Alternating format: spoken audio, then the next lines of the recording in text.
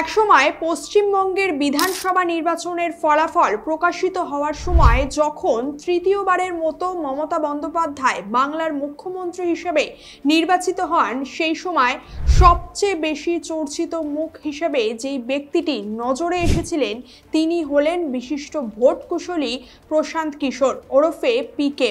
তার কারণ, মমতা বন্দ্যোপাধ্যায় যেই সময় মুখ্যমন্ত্রী হিসেবে নির্বাচিত হন সেই সময় পিকের নির্বাচনী কৌশল নীতির অনেকটাই সফলতার সঙ্গে কাজ করেছিল। এছাড়া পিকে এর আগে বহুবার রাজনৈতিক ময়দানে বহু হেভিওয়েট নেতা মন্ত্রীদের সঙ্গেও কাজ করেছেন এবং নিজস্ব কৌশল দ্বারা তিনি বহু নেতা মন্ত্রীদের প্রধানমন্ত্রী কিংবা মুখ্যমন্ত্রীর কুর্সিতেও বসতে সাহায্য করেছিলেন এবং তার ভোট কৌশল রাজনৈতিক ময়দানে বহুবার গেম চেঞ্জার হিসেবেও কাজ করেছে। কিন্তু আজ তিনি যখন নিজে ভোটের ময়দানে প্রার্থী হিসেবে লড়তে নামলেন তখন তিনি একেবারে গোহারা হারলেন। এর ফলে তার রাজনৈতিক অভিজ্ঞতার দিকে উঠল একটা বড় সড় প্রশ্ন। সম্প্রতি বিহারের বিধানসভা নির্বাচনে এইভাবে গোহারা হারার পর এখন প্রশ্ন উঠছে তিনি কেন এইভাবে হেরে গেলেন। বিহারে বিধানসভা ভোটের ক্ষেত্রে তার ভোট কৌশলে কোথায় থেকে গেল খামতি, তা বিশদে আলোচনা করব আজকের এই ভিডিওতে। বিখ্যাত ভোট কুশলী থেকে রাজনীতিবিদে পরিণত হওয়ার তার যে জার্নি, সেই জার্নির ওপর প্রথমে যদি আমরা একটু চোখ রাখি তাহলে প্রশান্ত কিশোর নিজে কিন্তু দেখতে গেলে বিহারেরই ছেলে। শুরুতেই তিনি জাতিসংঘে যোগদান করেছিলেন, তবে কিছু বছর পর সেখান থেকে ফিরে এসে তিনি রাজনৈতিক ভোট কুশলী হিসেবে তার কেরিয়ার শুরু করেন। এরপর আমরা জানি সেই সময় গুজরাটে মুখ্যমন্ত্রী হিসেবে নির্বাচিত হওয়ার ক্ষেত্রে তিনি নরেন্দ্র মোদীকেও খুব ভালো মতোই সাহায্য করেছিলেন। মোদীর চাওয়ালা বিষয়টা কিন্তু প্রশান্ত কিশোরই একটি রাজনৈতিক প্রচারে ব্যবহার করেছিল। এরপর সব জায়গায় নরেন্দ্র মোদী বলতে লাগলেন যে তিনি চা বিক্রি করতেন এবং গরিব পরিবার থেকে তিনি এসেছেন। চায় পে চর্চার মতো ক্যাম্পেইনের মাধ্যমেও প্রশান্ত কিশোর নরেন্দ্র মোদীকে বেশ জনপ্রিয় করে তুলেছিলেন।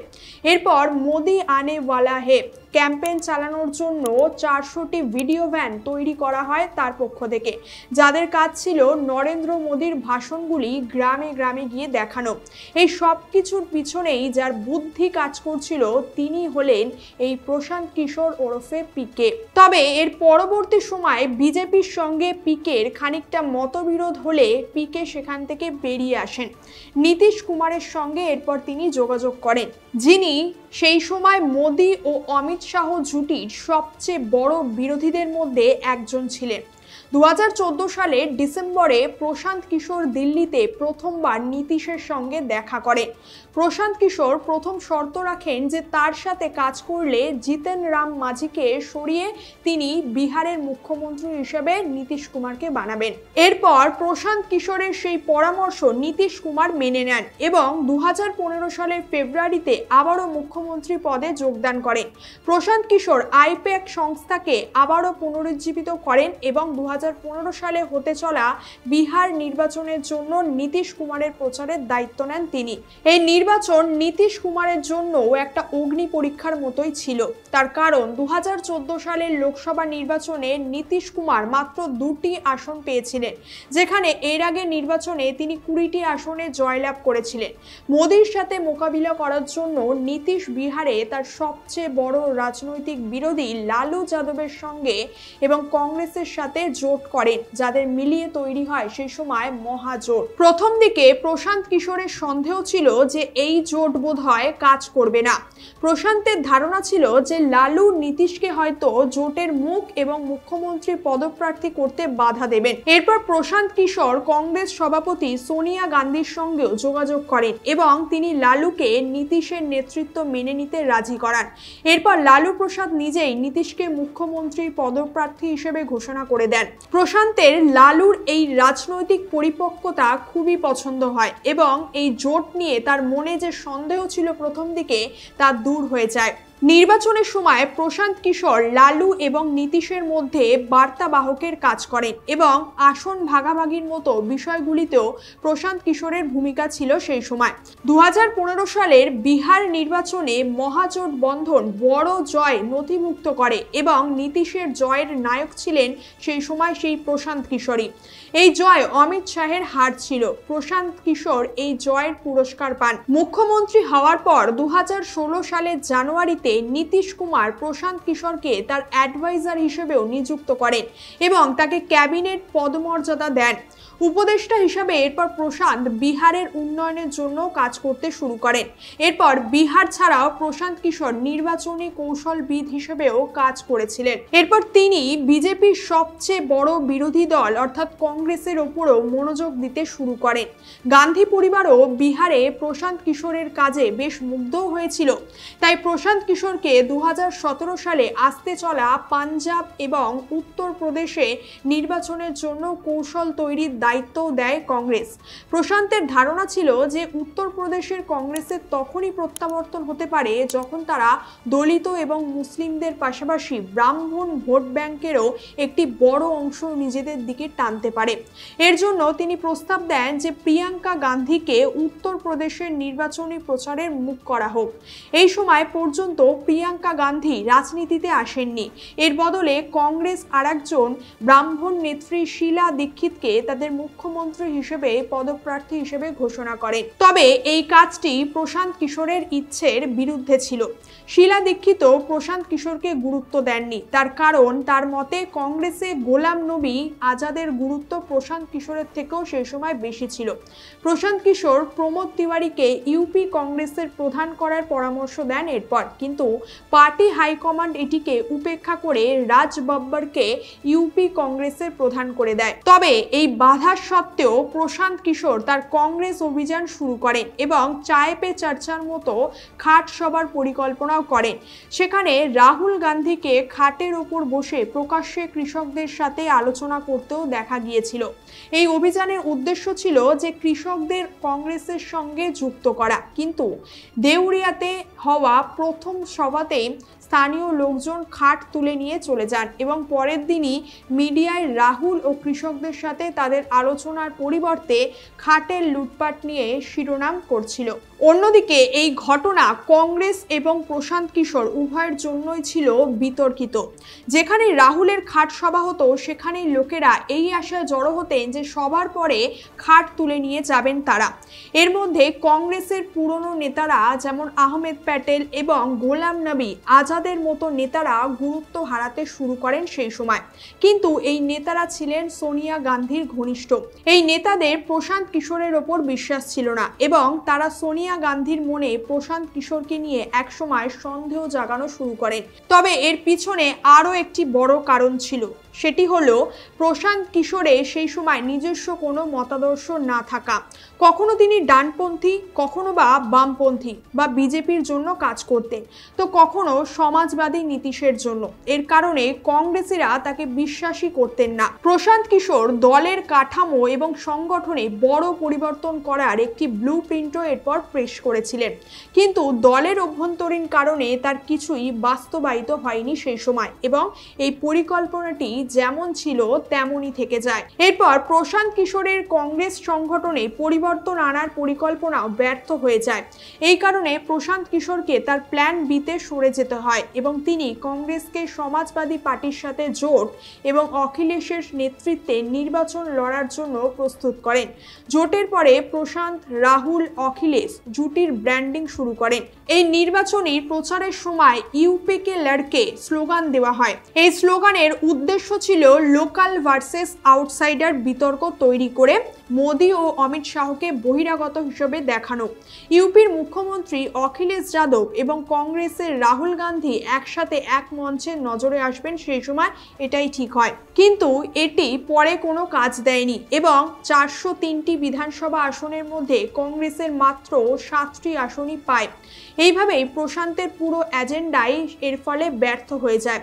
যদিও পাঞ্জাবে কংগ্রেস জয়ী হয়, কিন্তু এই জয়ের একটি বড় কারণ ছিল ক্যাপ্টেন অমরেন্দ্র অমরেন্দর সিং। অন্যদিকে উত্তরপ্রদেশের এই হার প্রশান্ত কিশোরের কেরিয়ারে একটা কালো দাগ এনে দেয়। তবে এতে প্রশান্ত সম্পর্কে এই চিত্রও তৈরি হয় যে যেখানে তার কাছে ভালো পলিটিক্যাল লিডার ছিল, যেমন মোদি হোক বা নীতিশ, তিনি তার প্রচার করতে সফল হন, কিন্তু যেখানে তাকে একটি দলকে মাটি থেকে দাঁড় করাতে হতো বা জেতাতে হতো, সেখানে তিনি কিছুই করতে পারেননি। এদিকে 2017 সালে জুলাই মাসে নীতিশ মহাজোট বন্ধন ছেড়ে বেরিয়ে বিজেপির সাথে আবারও হাত মেলান।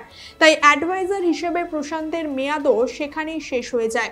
2018 সালে হায়দ্রাবাদের ইন্ডিয়ান স্কুল অফ বিজনেস প্রশান্তকে জিজ্ঞাসা করা হয় যে তার মতাদর্শ কি। তখন তিনি উত্তর দেন যে মতাদর্শ নিয়ে অন্ধ হওয়া উচিত নয়।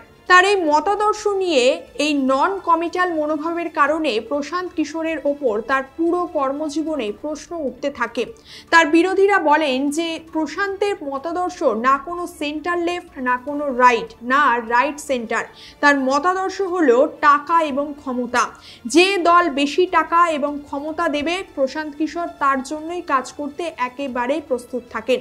অন্যদিকে হায়দ্রাবাদের এই ইভেন্টে প্রশান্ত ঘোষণা করেন যে তিনি নির্বাচনী কৌশলবিদের কাজ ছাড়তে চলেছেন। যখন তাকে জিজ্ঞেস করা হয় যে তিনি এবার কোনো দলে যোগ দেবেন কিনা, তখন তিনি উত্তর দেন যে তিনি বড় নেতাদের সঙ্গে অনেক কাজ করেছেন, এবার তিনি মাটিতে সাধারণ মানুষের সাথে কাজ করতে চান। কিন্তু এই ঘোষণার প্রায় 1 মাস পরই 2018 সালের সেপ্টেম্বরে প্রশান্ত নীতিশ কুমারের জেডিইউতে যোগ দেন।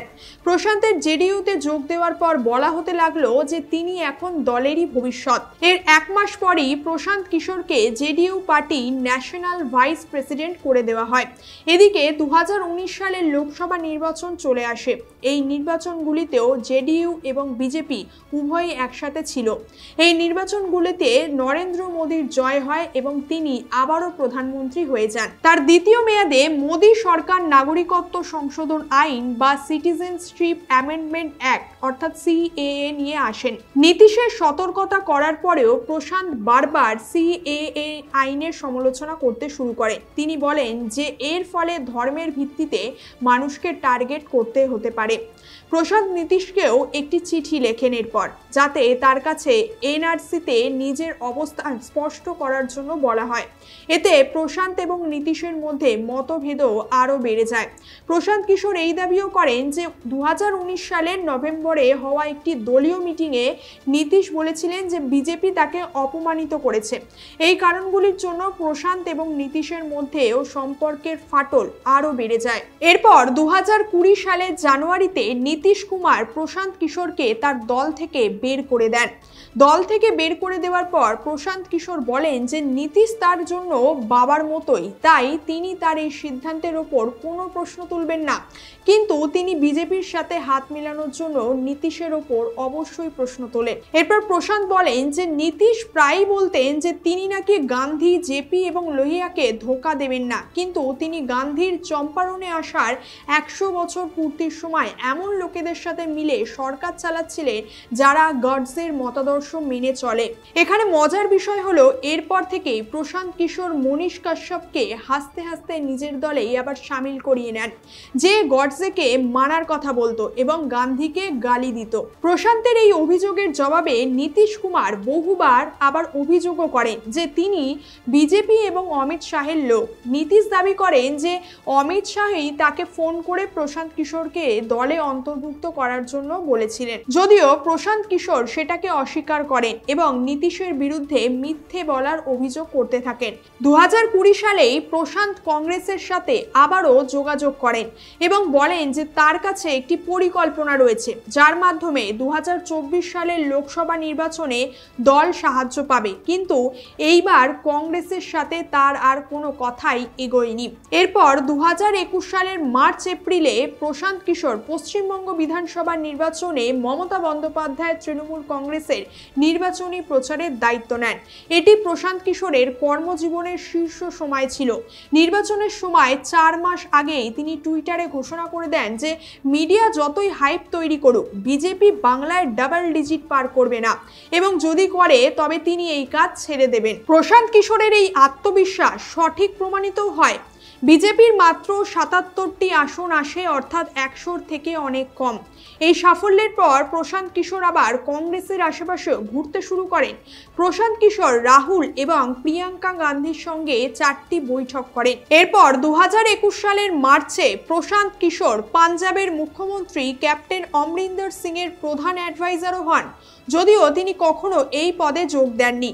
2021 সালের অগস্টে প্রশান্ত কিশোর এই পদ থেকে আবার ইস্তফা দেন। এই সময় এই আশঙ্কা তৈরি হতে থাকে যে প্রশান্ত কিশোর আনুষ্ঠানিকভাবে কংগ্রেসে যোগ দিতে চলেছেন। কংগ্রেসের সঙ্গে আলোচনার মাঝে 2021 সালের অক্টোবরে প্রশান্ত কিশোর গোয়া নির্বাচনেও টিএমসি কে সাহায্য করেছিলেন। এখানে হওয়া একটি ব্যক্তিগত মিটিংয়ের একটি ভিডিও ফাঁস হয়ে যায়, যা প্রশান্ত কিশোরকে একটি বড় বিতর্কে নিয়ে আসে। এই বিতর্কে প্রশান্ত কিশোর বলেছিলেন যে নির্বাচনে হারুক বা জিতুক, বিজেপি আগামী বহু দশক পর্যন্ত ভারতীয় রাজনীতির কেন্দ্রেই থাকবে, ঠিক যেমন স্বাধীনতার পরে 40 বছর কংগ্রেস ছিল। অন্যদিকে একটি ভিডিওতে রাহুল গান্ধীকে নিয়েও তিনি বলেন যে রাহুল গান্ধীর সবচেয়ে বড় সমস্যা এটাই যে হয়তো তিনি মনে করেন সবটাই সময়ের ব্যাপার এবং মানুষ নিজেরাই মোদিকে সরিয়ে দেবে। এটা হতে যাচ্ছে না, তবে এটা হবে না। এইভাবে প্রশান্তের সংস্থা আইপ্যাক তেলেঙ্গানা নির্বাচনে টিআরএস এর সাথে চুক্তি করে নেয়। টিএমসির মতোই টিআরএস ও কংগ্রেসের বিরোধী দল ছিল এরা। এতে কংগ্রেসের ভিতরে প্রশান্ত কিশোরকে নিয়ে আস্থার অভাব তৈরি হতে শুরু করে, যা ভবিষ্যতে বড় সড় বাধা হয়ে দাঁড়াতে যাচ্ছিল। 2022 সালের এপ্রিলে প্রশান্ত কিশোর এবং কংগ্রেসের নেতৃত্বে এর মধ্যে শেষ মিটিং হয়। প্রশান্ত কিশোর কংগ্রেসকে পুনরুজ্জীবনের জন্য একটি ব্লুপ্রিন্ট তৈরি করে, যাতে অন্তর্ভুক্ত ছিল ওপর থেকে নিচে পর্যন্ত সংগঠনকে সম্পূর্ণরূপে পরিবর্তন করা, কংগ্রেস ওয়ার্কিং কমিটির জন্য নির্বাচন করানো এবং গ্রাউন্ড লেভেল বিশ্বস্ত কর্মীদের গুরুত্ব দেওয়া এবং বিজেপি ও হিন্দুত্বের বিরুদ্ধে একটি আদর্শগত প্লট তৈরি করা। প্রশান্তের এই ধারণাও ছিল যে কংগ্রেসকে পুনরুজ্জীবিত করার জন্য সেই গোষ্ঠীকে শেষ করতে হবে যারা গান্ধী পরিবারের ঘনিষ্ঠ। প্রশান্ত কিশোর তার উপস্থাপনায় কংগ্রেসের 2024 সালের লোকসভা নির্বাচন নিয়ে মোট 21টি প্রস্তাব রাখেন, যার মধ্যে 18টিতে সম্মতি পাওয়া যায়, কিন্তু 3টিতে তা পাওয়া যায়নি। যেই বিষয়গুলিতে মতভেদ ছিল, প্রশান্ত কিশোর চাইছিলেন যে তিনি সরাসরি কংগ্রেস সভাপতিকে রিপোর্ট করবেন এবং তাকে যে কোনো দলের আনুষ্ঠানিক কাঠামোর বাইরেই রাখা হবে, যাতে তিনি স্বাধীনভাবে কাজ করতে পারেন। কিন্তু কংগ্রেস তাকে স্বাধীনভাবে কাজ করার ক্ষমতা দিতে অস্বীকার করে দেয়। দল তাকে একটি এম্পাওয়ার্ড অ্যাকশন গ্রুপে অন্তর্ভুক্ত হতে বলে, যা দলের নতুন সিদ্ধান্ত গ্রহণকারী সংস্থা ছিল। প্রশান্ত কিশোর এমনটা করতে অস্বীকার করেন এবং কংগ্রেসের সাথে তার আলোচনা এখানেই সমাপ্ত হয়ে যায়। এরপর প্রশান্ত কিশোর ঘোষণা করেন যে তিনি এই বিষয়গুলো ভালোভাবে বোঝার জন্য আসল মাস্টার্স মানে জনগণের কাছে যাবেন। এইভাবে 2022 সালের 2রা অক্টোবর প্রশান্ত কিশোর তার জনসুরাজ যাত্রার ঘোষণা করেন, যাতে তিনি 665 দিন হেঁটে বিহারের হাজার হাজার গ্রামে যান। কিন্তু তখনই 2024 সালের লোকসভা নির্বাচনের সময় হঠাৎ একদিন তিনি মিডিয়ার সামনে আসেন এবং বড় আত্মবিশ্বাসের সাথে দাবি করেন যে নির্বাচনে বিজেপির 2019 সালে 303 আসনের সমান বা তার থেকেও বেশি আসন আসবে তার দলের হয়ে। এই নির্বাচনের পিছনে তার যুক্তি ছিল যে কোনো শক্তিশালী সরকারকে ক্ষমতা থেকে সরাতে হলে কিছু একটা বড় কারণ থাকা জরুরি এবং মোদির বিরুদ্ধে কোনো বড় কারণ নেই সেই সময়। তাই প্রশান্ত কিশোর এই কথাও সেই সময় বলেন যে পশ্চিমবঙ্গেও বিজেপি আসনের দিক থেকে 1 নম্বর দল হবে, অর্থাৎ টিএমসির থেকে এগিয়ে যাবে। যেখানে যোগেন্দ্র যাদবের মতো বড় নাম দাবি করেছিলেন যে বিজেপির 260-এর বেশি আসন আসবে না। এর কারণে সেই সময় প্রশ্ন ওঠে যে কেন প্রশান্ত কিশোর হঠাৎ সামনে এসে এই দাবি করলেন এবং তিনি কি তার পুরনো মাস্টার মোদির জন্য পরিকল্পনা তৈরি করছেন। সেই সময় প্রশান্ত কিশোরের বিরোধীরা অভিযোগ করে বলেন যে বিজেপি নির্বাচনে হারছে এবং তাই প্রশান্ত কিশোরকে মাঠে নামানো হয়েছে। জনসুরাজ যাত্রা নিয়েও এই প্রশ্ন উঠেছিল যে প্রশান্তের কাছে তার যাত্রার জন্য এত টাকা কোথা থেকে আসছে। আর এবার প্রশ্ন হচ্ছে, এসবের পরেও বিহারের বিধানসভা নির্বাচনে বিশিষ্ট ভোট কুশলী হেরে যাওয়ার আসল কারণ কি? দেখুন, এবারে বিহারের বিধানসভা নির্বাচনে প্রশান্ত কিশোরের দল জনসুরাজ পার্টির হেরে যাওয়ার মূল কারণ নিয়ে যদি আলোচনা করি, তা হলো গ্রাউন্ড স্তরের সংগঠন এবং পরিচিত মুখের অভাব। এক্ষেত্রে বিহারে ভোটের মুখে তাকে ভোট প্রচারের কৌশলগতভাবে বিভিন্ন ক্যাম্পেইন, ইন্টারভিউ এবং সমাজ মাধ্যমে বেশ চর্চিত হয়ে উঠতেও দেখা গিয়েছিল। কিন্তু বিহারে ভোটের পর ভোট ব্যাংক কিন্তু অন্য কথা বলল, অর্থাৎ তার বিভিন্ন ক্যাম্পেইন কিংবা প্রচার ভোট ব্যাংকে সেইভাবে কোনো প্রভাবই ফেলতে পারল না। তার কারণ তিনি হয়তো সমাজ মাধ্যমে অ্যাক্টিভ থেকে তিনি মানুষকে আশ্বস্ত করার চেষ্টাও করেছিলেন, কিন্তু বাস্তবে তার প্রবল প্রত্যাশা থাকলেও একেবারে গ্রাউন্ড লেভেলের মানুষের সমর্থন পাওয়ার ক্ষেত্রে তার এই স্ট্র্যাটেজি বিশেষ সুবিধা এনে দিতে পারেনি। অর্থাৎ তার এই অত্যন্ত কর্পোরেট পদ্ধতির ক্যাম্পেইন বাস্তব রাজনীতিতে ঠিকমতো খাপ খায়নি। সুতরাং সেরা কোচ হিসেবে তিনি সফল হলেও বাস্তবে খেলোয়াড় হয়ে তিনি মাঠে টিকে থাকতে পারলেন না। আজকের আলোচনার বিষয় এখানেই শেষ করছি। এ বিষয়ে আপনার মতামত জানান কমেন্ট করে। আর এই ধরনের বিভিন্ন তথ্য নিয়ে বিস্তারিত আলোচনার ভিডিও পেতে আমাদের চ্যানেলটিকে অবশ্যই সাবস্ক্রাইব করবেন। দেখা হচ্ছে পরের কোনো একটি ভিডিওতে। ধন্যবাদ, সকলে ভালো থাকবেন।